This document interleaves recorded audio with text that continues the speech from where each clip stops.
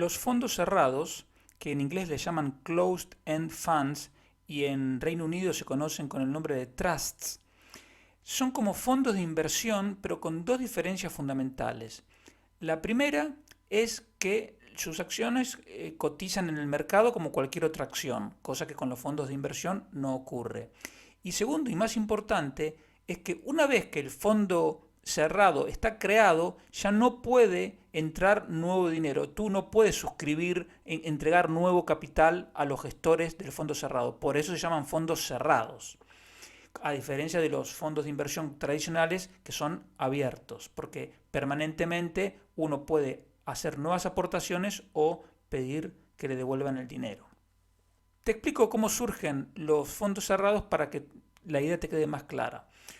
Un banco de inversión, una empresa financiera cualquiera, hace una propuesta a los inversores diciendo: queremos invertir, por ejemplo, en acciones japonesas de pequeña capitalización y para ello queremos armar un fondo de 500 millones de dólares que va a ser gestionado por tal y tal persona, va a seguir un criterio de inversión tal y tal, etc. Todo el proyecto. Los inversores, que pueden ser otros bancos, compañías de seguro, etc., ponen el dinero, compran las acciones y se juntan esos 500 millones de dólares. A partir de ese momento, las acciones del fondo empiezan a cotizar en la bolsa y obviamente los que lo compraron en la oferta inicial las pueden mantener o las pueden vender. Y a partir de ese momento tú vas a tener, por un lado, el precio de mercado, que es el precio al cual tú puedes comprar o vender la acción cada día en el mercado, y el NAV, Net Asset Value, es el valor neto por acción, que es lo que vale el patrimonio dividido el número de acciones. Entonces tú dirás, bueno, esto va a valer más o menos lo mismo. Y ese es precisamente un punto de gran interés, porque lo normal es que el precio de mercado no sea igual que el valor del activo neto por acción. ¿Cuáles son las similitudes entre los fondos cerrados y los fondos comunes de inversión? Ambos están gestionados por profesionales. Tienen una comisión de gestión. Tienen una gran cantidad de estrategias, de mercados a los que acceden, etc. En eso se parecen. Pero las principales diferencias, ¿cuáles son? Primero, en los fondos cerrados el número de acciones, como te dije, es fijo. Una vez que se empezó el fondo, ya no se emiten más acciones. Mientras en los fondos comunes solo hay un único precio por día, que es el precio al que tú suscribes o rescatas, que es el precio al final de cada día. En los fondos cerrados, como te estoy diciendo, tienes una cotización que fluctúa todo el día como cualquier otra acción. En tercer lugar, mientras el fondo común de inversión tiene un único precio, en los fondos cerrados tienes dos: el precio de mercado y el valor del activo neto por acción. Una cuarta diferencia muy importante es que los fondos cerrados pagan dividendos normalmente elevados, cosa que los fondos comunes de inversión normalmente no hacen, aunque sí pueden hacerlo. Otra diferencia es que en un fondo común de inversión tú vas al banco o a la gestora donde lo hayas comprado y pides el rescate de tus participaciones y te van a dar tu dinero. En cambio, en los fondos cerrados, si tú no quieres tener más esas acciones, vas al mercado a venderlas. ¿Cuál es el problema? Que a veces algunos fondos son pequeños y por lo tanto la acción cotiza pero es muy ilíquida, es decir, tú las quieres vender pero no hay nadie que las quiera comprar. Otra diferencia muy importante es que casi todos los fondos cerrados suelen estar apalancados, es decir, que además de los 500 millones de dólares que te decía en el ejemplo que le dan inversores, ellos emiten o acciones preferentes o toman deuda. Por lo tanto, no solo invierten los 500 millones que han recibido de los inversores, sino también 200 millones, 300 millones más o lo que sea, que toman como deuda. Y una última diferencia muy importante es que los fondos de inversión tradicionales normalmente no invierten en activos ilíquidos, precisamente porque los partícipes pueden pedir el rescate y si tienen una inversión ilíquida no van a poder devolver el dinero. En cambio, los fondos cerrados no tienen ese problema. ellos pueden invertir en lo que quieran, porque total, el que se quiera salir, que venda las acciones en el mercado. Y eso les da la posibilidad de acceder a inversiones que los fondos comunes de inversión no pueden llegar o que los ETF tampoco pueden llegar. La gran ventaja desde el punto de vista de la gestión del patrimonio es la siguiente. Cuando las acciones suben, la gente empieza a estar más optimista. ¿Y qué pasa?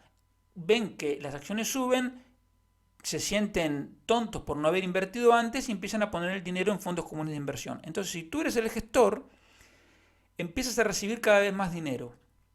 Te das cuenta como gestor que las acciones ya están caras, pero si tu mandato es comprar acciones tecnológicas de Estados Unidos, tú no tienes más alternativa que seguir comprando esas mismas acciones, aunque sepas que están caras. Cuando las acciones empiezan a caer, pasa lo contrario. La gente se empieza a asustar, no quiere perder el dinero y van todos corriendo al banco a pedir el rescate de las participaciones. Entonces tú eres el gestor y te empiezan a pedir el dinero.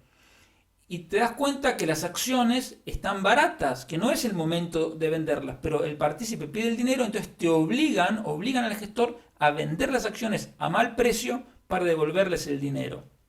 Lo que ocurre entonces, por los cambios de humor del inversor normalmente minorista, el inversor más común, es que los fondos comunes de inversión, al recibir dinero extra cuando ya no es momento de invertir o recibir la solicitud de rescate cuando ya no es el momento de vender, los fondos comunes entonces exacerban las subidas y bajadas de los mercados y complican la tarea del gestor, porque hay momentos en que tiene un exceso de dinero y hay momentos que le obligan a vender cuando en realidad se da cuenta que lo mejor sería no vender. La gran ventaja de los fondos cerrados es que el gestor del fondo cerrado se olvida de ese problema. Él tiene una cantidad de dinero y la puede invertir a largo plazo en cosas ilíquidas, en lo que él considere. Y si los mercados se caen a pique, nadie va a venir a pedirle el dinero, simplemente porque eso no puede ocurrir en los fondos cerrados. Entonces, la gran ventaja es que el gestor puede aislarse de esos cambios de humor del inversor minorista normalmente, aunque también de inversores grandes, puede pensar más en el largo plazo, puede acceder a inversiones menos líquidas y, en definitiva, puede mantener la cartera totalmente invertida según el objetivo de inversión que tenga, cuando el fondo de inversión siempre tiene que reservar un poco de dinero en efectivo para atender las solicitudes de rescate de participaciones. Para analizar un fondo cerrado hay 4 variables fundamentales. La primera es el NAV, el Net Asset Value, el valor del activo neto por acción. Es el valor del patrimonio del fondo dividido el número de acciones. Y esa evolución nos viene a decir cómo lo está haciendo el gestor. La segunda variable fundamental es el precio de mercado. Y sobre todo es importante compararlo con el valor del activo neto por acción. Porque va a haber casos en que la acción en el mercado cotice por encima del valor del activo neto. Es decir, que para tener esas acciones hay que pagar una prima, hay que pagar más de lo que vale la cartera, pero hay momentos en que ocurre lo contrario. Es decir, que se paga con descuento, porque el mercado cotiza la participación en ese fondo cerrado por menos de lo que vale la cartera. Lo importante entonces es comparar la cotización en el mercado con el valor del activo neto por acción. Cuando en el mercado la cotización supera el valor del activo neto, nos viene a decir en principio que el mercado valora positivamente lo que está haciendo el trabajo del gestor. Y viceversa, cuando hay un descuento, nos está diciendo en principio que el mercado, digamos, no le gusta la tarea del gestor. Pero también hay muchas otras cosas que influyen en que un determinado fondo cotice con una prima o con un descuento. Por ejemplo, si hay un sector prometedor, por decir cualquier cosa, inteligencia artificial, a lo mejor hay inversores que están dispuestos a pagar una prima porque están confiando en que el gestor lo va a hacer bien y el valor del activo neto va a crecer tanto que va a compensar el haber pagado esa prima. Es decir, dice, yo no me quiero quedar fuera, prefiero pagar esto de más antes que quedarme fuera, total, luego lo voy a recuperar. Por el contrario, si por ejemplo un fondo cerrado tiene como mandato invertir en acciones de empresas que generen energía eléctrica a partir del carbón, que es un sector permanentemente atacado, criticado, que le ponen más impuestos y amenazado por ser reemplazado con energía eólica, solar, etcétera, probablemente esas acciones coticen con un descuento porque el mercado anticipa que esas inversiones van a ir para abajo. Entonces, para tener esas acciones me tienen que ofrecer un precio muy bueno. También puede influir el tema de la mayor o menor liquidez que tengan las acciones de un fondo en particular. Si un fondo es pequeño y yo quiero vender mis acciones, a lo mejor en el mercado no hay nadie que las quiera comprar, por lo tanto, para poder venderlas voy a tener que ofrecer el incentivo de un precio más bajo y entonces eso va a generar un descuento que a lo mejor no tiene nada que ver con la mala gestión del gestor, sino simplemente con que es una acción ilíquida. La tercera variable importante es lo que se llama la distribución. Los fondos reciben dividendos e intereses por sus inversiones y también pueden tener ganancias de capital, porque compran y venden una acción y obtienen una diferencia, eso son ganancias de capital. Y estas ganancias de capital junto con los intereses y dividendos los pueden pagar a sus accionistas. Esto, para entendernos, es equivalente a una rentabilidad por dividendo y suele ser, es lo que te digo, que suele ser relativamente alto en los fondos cerrados en comparación con los intereses que pagan los bonos de buena calidad o los dividendos de las acciones. Y la cuarta variable fundamental es la suma de las distribuciones, es decir, lo que han pagado a lo largo del año y la variación del valor del activo neto o del precio de mercado, lo que quieras tomar, para tener la idea del retorno absoluto. Porque lo que suele ocurrir con los fondos cerrados que pagan distribuciones muy altas es que el precio normalmente no crece mucho. Entonces, si tú miras simplemente la cotización del fondo cerrado, dices, esta es una acción malísima porque aumentó, por ejemplo, un 1% a lo largo del año, cuando el mercado subió 8%. Claro, pero si tú a ese 1%, por ejemplo, le sumas el 10% que pagaron en distribuciones cada mes, al final ganaste un 11% al final del año.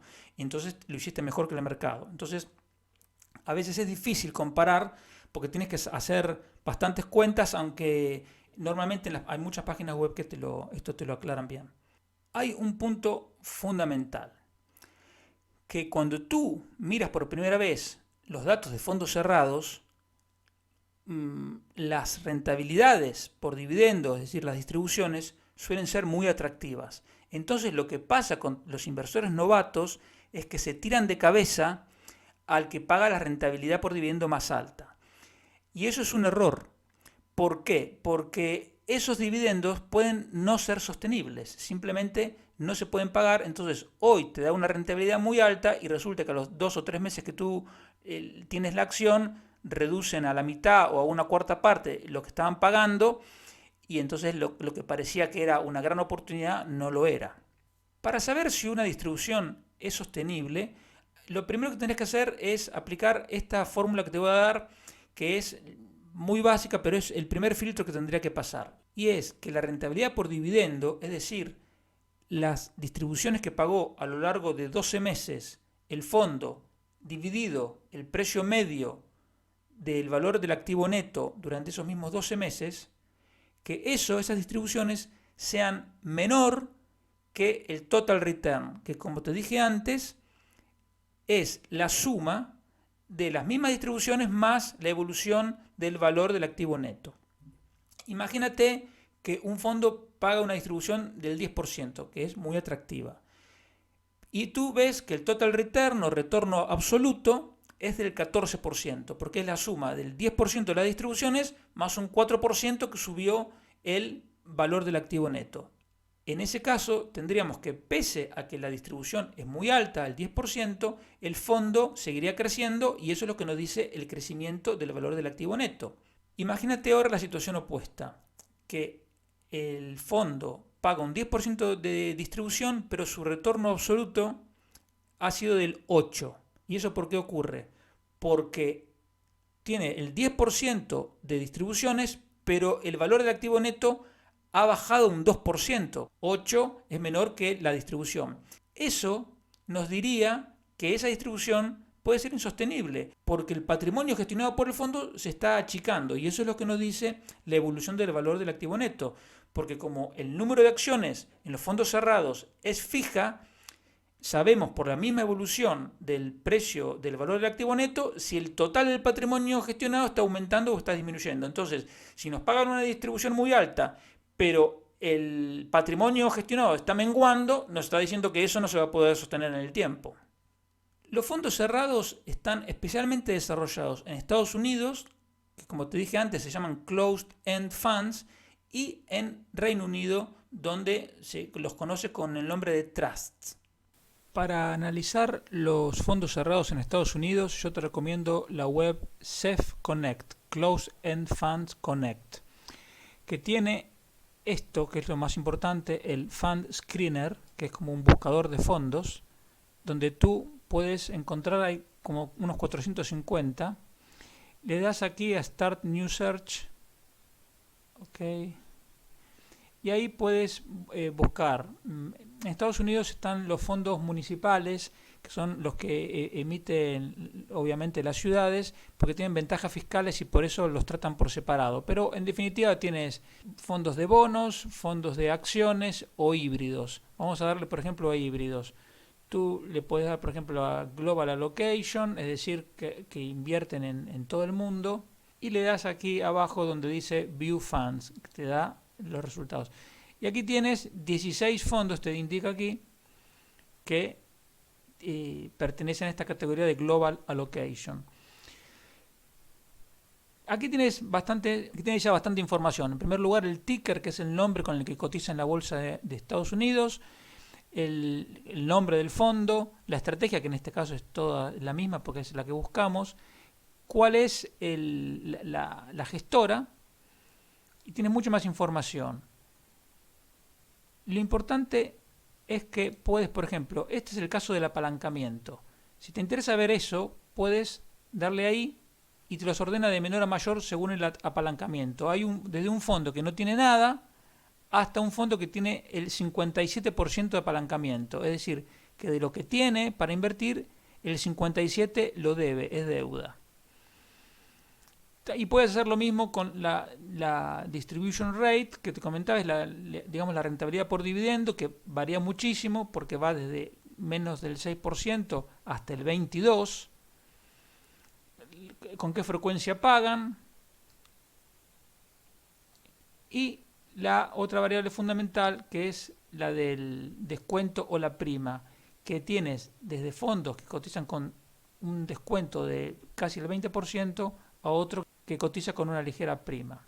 Para que veamos el tema de la distribution rate, imaginemos este ZTR, le das clic, te abre otra pantalla, y aquí tienes un primer resumen, donde tienes la evolución del activo neto, del valor del activo neto y del precio de mercado. En este momento está cotizando, y así viene desde agosto, cotizando con descuento, pero vemos que hubo momentos en que estuvo cotizando con una prima. Aquí está lo más importante. Ves cuál es el objetivo de inversión y ves un montón de cosas. Por ejemplo, cuál es el total que administran. Aquí te informa de cuánto es el apalancamiento, que en este caso es 24. Muy importante, a la comisión de gestión y otros gastos hay que sumarle el gasto de intereses por ese apalancamiento. Por lo tanto, los costos de los fondos cerrados suelen ser relativamente elevados en comparación con un fondo común de inversión, en este caso 2,6. La distribución, esto es muy importante. Aquí te dice que viene pagando mensualmente 8 céntimos por mes, pero más importante es ver esto. Y aquí es lo que te comentaba. Esto es antes de la crisis del 2008, que pagaba una rentabilidad, o sea, pagaba 27 céntimos por mes. Fíjate que ahora paga 8, o sea que nunca pudo recuperar esto. Por lo tanto, alguien que se metió pensando en la jugosa distribución que se pagaba en 2006-2007, y que incluso aquí ves que hubo meses que pagó más, que seguramente sean dividendos especiales. Luego con la crisis tuvo que recortarlo, luego hacer que los pagos fuesen trimestrales, gradualmente los fue incrementando los pagos trimestrales y luego los volvió a hacer mensuales, pero los rebajó. En definitiva, esto te da un panorama importante de cómo ha evolucionado la distribución. Y aquí es otra información que es crucial. Veíamos que este fondo paga una distribución, tiene una rentabilidad por dividendo de más del 14% calculada con relación al precio de la acción. Pero como cotiza con un descuento, eso quiere decir que el valor del activo neto es mayor. Por lo tanto, la rentabilidad por dividendo en relación con el valor del activo neto es menor, es un 13%, que es el que estamos viendo aquí a la derecha. Pero entonces nos preguntamos si esto es sostenible o no. Y otra forma de ver si es sostenible o no, además de la comparación que te decía antes entre la distribución y el total return, es mirar la composición de la distribución. ¿Y qué nos dice? Que este fondo está pagando 8 céntimos todos los meses, de los cuales, por ejemplo, lo que pagó en diciembre del 2022, de 8 céntimos, 1,4 céntimos era de income, es decir, provenía de intereses y dividendos que cobró el fondo por sus inversiones. No hubo ganancias de capital y el resto, 6,6, es decir, la gran parte de la distribución se pagó con ROC. Y tú preguntarás qué es ROC. ROC significa Return of Capital. Te están devolviendo el capital. Cuando una gran parte de la distribución se paga devolviendo el capital, nos está diciendo que es algo insostenible, porque te está dando del dinero que tienen para invertir. Entonces, en la medida que mantengan una distribución muy alta, pero financiada, no con ingresos ni con ganancias de capital, sino devolviendo capital, eso es pan para hoy, hambre para mañana, porque ese fondo va a ir menguando. De hecho, si volvemos al gráfico inicial, vemos que el valor del activo neto está en tendencia declinante. Probablemente no solo por la caída de mercados, sino también porque están devolviendo el capital a los inversores para mantener una distribución muy alta. Lo más probable es que el gestor esté pensando que esta situación es temporal y que luego va a poder recuperar, pero eso puede ocurrir o no. Aquí tienes otra información que es muy importante, que es la evolución de la prima o el descuento en el mercado. Vamos a verlo, esto es el último año, vamos a verlo desde que comenzó el fondo. Y vemos que lo normal es que cotice con descuento. En el peor momento de la crisis de 2008 llegó a cotizar con descuentos del 40%. En esos momentos de crisis, que hay poca liquidez en el mercado, ahí sí que se pueden hacer grandes diferencias comprando fondos con mucho descuento. Pero que lo normal es más o menos que este fondo cotice con alrededor de un 10% de descuento. Pero bueno, esta es una parte del análisis que tienes que hacer. Aquí te dan promedios, datos de descuento. Aquí puedes hacer todos los cálculos que quieras porque te da el dato. Tienes 5 años de números, o sea, tienes un montón de información. Aquí tienes otro dato que es muy importante, que es comparar la rentabilidad con los otros fondos de su categoría. Por ejemplo, miremos el año 2019. El precio de mercado creció casi un 60%, pero el valor del activo neto creció un 30%. Es decir, que el mercado empezó a pagar, cuando crece más la cotización que el valor del activo neto, porque el fondo empieza a pagar una prima o reduce mucho su descuento. Vamos a volver a ver qué pasó en el 2019. En el 2019, aquí tenemos que cotizaba con un descuento importante a principios del 19 y ese crecimiento lo llevó a cotizar con una prima. Entonces, una vez más, el precio de la acción creció casi 60%, pero el valor del activo neto un 30%. Por eso pasó de cotizar con un descuento a cotizar con una prima. Y vemos que el precio de la acción lo hizo mucho mejor que los otros fondos de su categoría, porque crecieron un 32%. O sea, este fondo en el 2019 fue fantástico, fue casi el doble que su categoría, e incluso el valor del activo neto lo hizo mucho mejor que la media de fondos de la categoría. Aquí tienes más información, puedes investigar un montón. Y aquí tienes más datos de cómo se compone la cartera, de todo tienes. Tienes un 63% de acciones, 34% de bonos, 1% de efectivo, el rating de los bonos que tiene, un montón.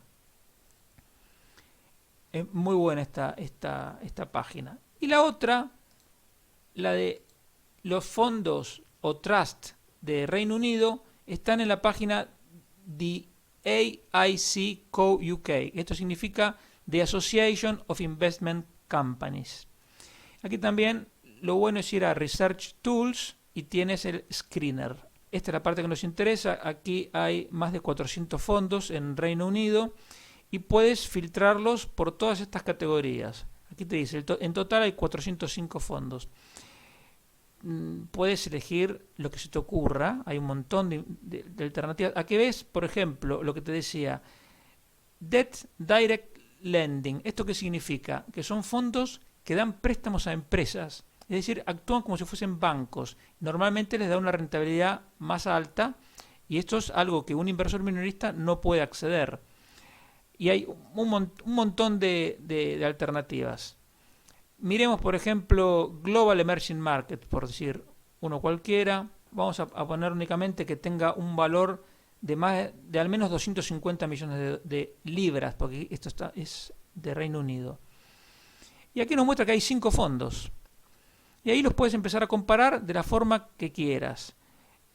Si le das ahí, también te los ordena de menor a mayor. Este fondo de JP Morgan tiene una capitalización de menos de 400 millones, pero tienes este de Templeton, que son un pedazo de fondo de 1.700 millones de libras. En descuentos, todos cotizan con descuentos, pero bueno, hay diferencias significativas. Hay 3 que no usan apalancamiento y estos 2 usan un apalancamiento limitado. Y aquí tienes un montón de cosas que puedes ver. Luego lo puedes ver cómo evolucionó el precio de la acción. Es muy bueno, sobre todo comparar, por ejemplo, los últimos 5 años. También le das a clic y tienes desde este fondo, que esto es anualizado, es decir, este fondo de Fidelity perdió 1,6% cada uno de los 5 años, acumulativo. En cambio, al mismo tiempo, este de JP Morgan creció casi un 6% anual en los últimos 5 años. Muy bien, muy buena gestión. Y a lo largo de los últimos 10 años creció casi un 8% anual, pedazo de gestión. Este dato también es muy importante. ¿Cuánto tiempo lleva el gestor? Y fíjate que el gestor que obtiene el mejor resultado es el que lleva más tiempo. Debe ser un hombre con mucha experiencia y que se la sabe todas, casi 30 años en el fondo. En cambio, el que tiene el peor rendimiento lleva apenas un año. O sea que ahí se ve que algún cambio. Esta era la evolución del precio de mercado. Aquí tienes la evolución del valor del activo neto, los gastos, la evolución también del descuento de la prima, del dividendo, cómo se compone la cartera, trading details, o sea, las características, de todo. Miremos, por ejemplo, si le das clic al nombre del fondo, te aparece mucha más información específica. Aquí tenemos el Fund Manager, John Citron y Austin Forey, no sé cuál de los dos es el que lleva 28 años y medio, pero bueno, y tienes un montón más de información de lo que pidas, específicamente en este caso sobre este fondo de JP Morgan.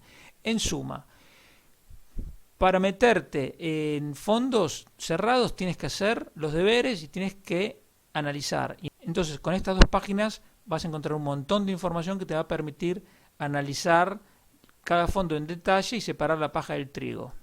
En suma, los fondos cerrados son una alternativa muy interesante porque permiten al inversor minorista no solo acceder a una gestión profesional, sino también acceder a mercados y a productos y líquidos o de otro tipo que normalmente el minorista no puede llegar por sí mismo.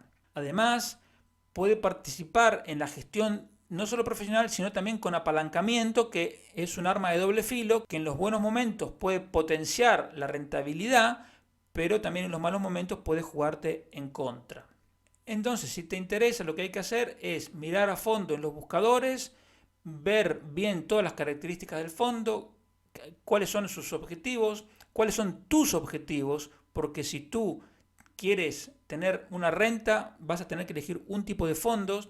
Si tú quieres que tu capital crezca, vas a tener que tener otro tipo de fondo más agresivo. Y también es muy interesante el juego con las primas o el descuento.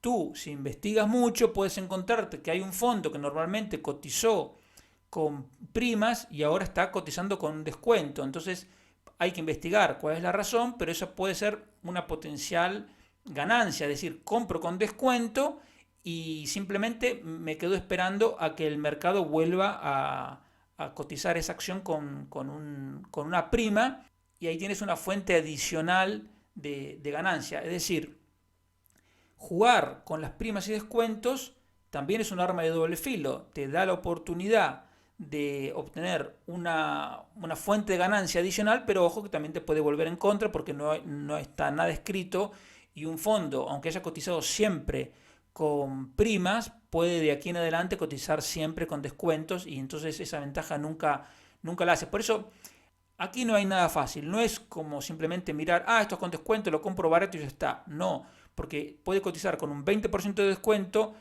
y el mes que viene está cotizando con un 30% de descuento. Entonces, fácil no hay. Hay que investigar. Es una clase de activo financiero que para mí es muy interesante, pero, insisto, muy interesante para el que hace los deberes. No puedes dejarte llevar simplemente por una alta rentabilidad por dividendo o por un descuento alto o por ninguna otra cosa. Tienes que mirar el conjunto y además ver si la estrategia que sigue ese fondo encaja con tus propios objetivos, que nunca me voy a cansar de repetirte que esa es la verdadera brújula que nunca hay que perder de vista, es decir, a dónde quieres ir.